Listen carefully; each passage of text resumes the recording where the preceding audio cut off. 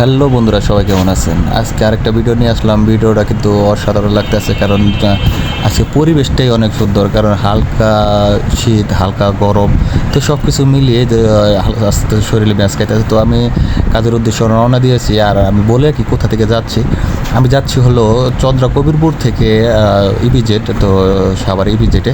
তো কোনো একটা কাজে তো যাওয়ার পথে দেখতেছি যে সামনে গাড়িটা খুব স্লো যাইতেছে। তো আমারও ওরকম তাড়া নাই, কারণ আমার ইমার্জেন্সি কোনো কাজ নেই। তো যেটুকু কাজ ওটা আমি স্বাভাবিকভাবে করে চলে আসতে পারবো। তো যাওয়ার পথে দেখলাম যে এটা হলো চক্রবর্তী ব্রিজ। তো এই ব্রিজটা কিন্তু খুবই মারাত্মক, অ্যাক্সিডেন্টের একটা ভালো একটা জায়গা। তো দুর্ঘটনা সবসময় মাঝে মাঝে হয়েই থাকে। তো সেক্ষেত্রে ওভারটেক করার কোনো মানে নেই। তো বারবার যাইতেছি। তো যাওয়ার সামনে আপনার এখন যে জায়গাটা দেখতেছেন, আমি এখন যে জায়গাটা আছি, তো এই জায়গাটা হচ্ছে হলো কেপিজে হসপিটাল। তো এই কেপিজে হসপিটালটা হচ্ছে হলো চক্রবর্তী এরিয়াতে।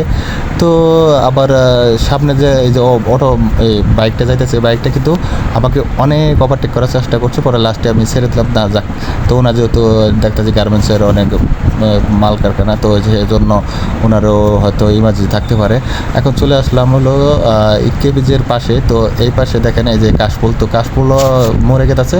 তো আমার ভিডিওটা শেষের দিকে চলে আসছে। তো আপনারা সবাই ভালো থাকবে। আর রাস্তাঘাটে যখনই চলাচল করবেন, কারোর সাথে ওভারটেক করার চেষ্টা করবেন না, কারণ আপনার ওভারটেক করে একজন চলে যাবে দেখে যে আপনি কখনো চিন্তা ভাবনা করবেন না যে আমি তাকে ওভারটেক করবো। কারণ যদি আপনি তার সাথে দেখা যায় যে টক্কর দিবা যান কিংবা ওভারটেক করবো যান, হয়তো দুর্ঘটনার সম্মুখীন হতে পারেন।